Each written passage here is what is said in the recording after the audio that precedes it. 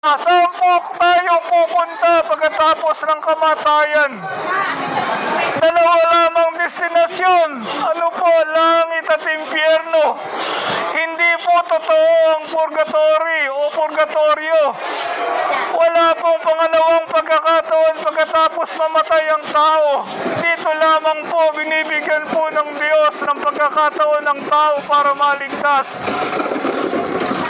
Pagsisihan po natin lahat ng ating mga kasalanan. Mga minamahal na kaibigan, lahat po tayo makasalanan sa harapan ng Diyos.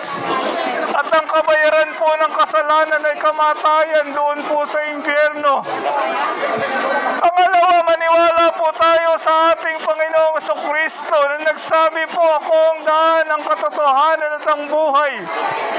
Walang makapupunta sa Ama kundi sa pamamagitan ko. Siya lamang po ang Mesiyas. Siya lamang po ang tagapagligtas.